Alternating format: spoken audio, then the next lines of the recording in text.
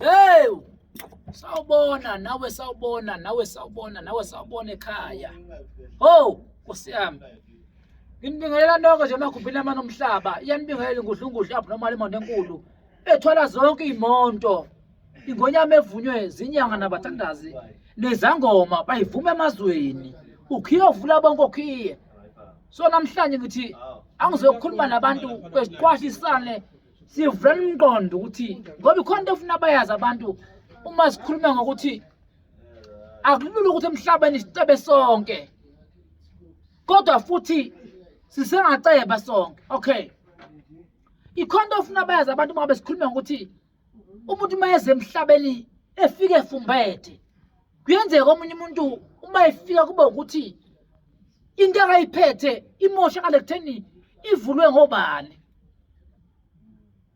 Konke ufuna sikhulume masikhuluma ngento yokuthwala kuyenzeka omunye umuntu azama ukuthwala kungathwaleki athi mina sengithwaleka u7 akuthwaleki. Namhlanje sokhuluma ngaleyo nto ukuthi kunabantu abaningi namhlanje abahluphekayo. Kunabantu abaningi namhlanje uthola umuntu uzumzwela ubuhlungu uma umbona ayofuna umsebenzi ahlele emagethini abelungu ukuthi abantu abafuna ukusumela impilo, abantu abafuna ukwazi ukuthi impilo iyasukumelwa. Khona into edinga umuntu ukuthi wena ngasukume ayofuna usizo. Ukuceba emhlabeni khona. Thola umunye umuntu namhlanje akaphili kahle ngoba akasukumelanga impilo. Ikhona efuna bayazi abantu bangithi mina angesicebe sonke.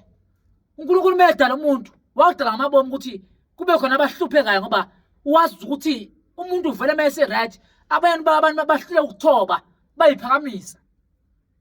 uNkulunkulu wenza ukuthi khona kumele athobe lo munye umuntu. Kodwa ngento engisho ukuthi namhlanje ongenzeka la uthobe khona ukuthi nawe usengathola usizo. Khona izinto engeke sikhulume efonini. Masikhuluma ngezinto ezinemthetho noma izithwalo ebeyivele zikhona nakomkhulu. Buthola amakhehle nenkomo efika ko500. Angeke uvebe nenkomo engaka nje ungenayo into.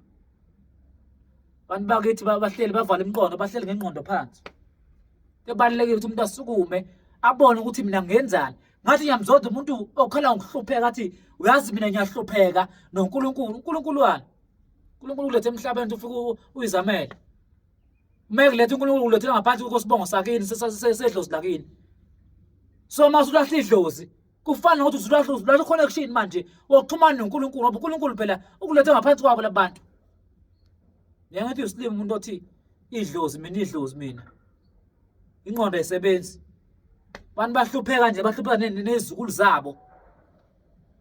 Ingqondo ayisebenzi. Uyazi umuntu uma efika ekhuluma Ngonyama mina benginemali. Yashona. Benginemali angeke uzwele mina. Tebalekele uma impilo noma isihamba kahle sukumiye enyangeni. Ungazi base kuphelehlele usushiye umfazi, usushiye yini, suza kimi uzongibalisela. Ngeke ngikusize mina. Mawunemali encane unusizo oluncane ngoba usenemali awuzange kimi. Sizo oluncane ngushiye wafa endleleni. Uzovula ingqondo ukuthi kubalekile ukuthi uma nginemali angifuni lesigubhu lesiya ka 50,000. Ngizungeze ukwehla. Bantu bakithi bahleli balinda ukuthi siyokwenzela. Umuntu abe isilima thatha imali ayonika umfundisi. Thathe kumhola umuntu, hey umfundisi wami. Uyahlupheka ba drive imoto enkulu. Kubuhlungu ngoba abantu abafuna ukuvula ingqondo bazi ukuthi masikhuluma ngento ethi ekhuluma ngesintu. Umuntu mayefika umuntu engakwasithole ikhona into ofuna yazi ukuthi umuntu mina sengisindisiwe. Angizafuna amadlozi. Wazi usabiza ngosithole pho. Hamba phela yebo ngowamsindiswa. Umuntu umthole ngena uyangena uyashumayela laba abantu bahlaba ngene izindlu. Kodwa ngibona ukuthi yena usafuna impilo kwayena. Yokunika incwadi hey izwi. Uyambona nebhluku uthengelwe, hlegqoke elilotho, impilo ayikho kuyena. Impilo iyasukumelwa. Uye uhlahlala wena wenza izinto engakho indawo. Bahlala abantu uthiwa uphosa ngenhla, umukela ngezantsi. Wahlala uphosa nje wena. Kathi umukela nini? Uyaphosa lapha umfundisi uthiwa hawo uthenga indlu ngapha eGoli. uphinde uphonsa ngonyaka ozayo usenemoto enkulu imali yakho. Kanti wena izingane ziyahlupheka, wahlala ubalisi uya komashonisa uzathatha imali yokugcina salary ngiyonikela kumfundisi okweshumi. Asala kweshumi kuhle ukukhipha uright ngoba ngathi mina kuhlala umfundisi efunda iBhayibheli umkhuleko uyaphela mengenamali. Uthandaza umuntu omthandaza nqamuke. Cabanga inkinga ukuthi ngizodlala mangiphuma la. Umkhuleko uphele. Nokushumayela umbona umfundisi ukuthi umfundisi uyawa manje ngoba asenamali. Ewe enkonzweni imali ibalekile ngakholisa abantu. Imali ibalekile ukuze ube nemali. Sukuma. Into engeke ngisho kubantu ukuthi mina into enemthetho ngeke ngikhulume nawe efonini.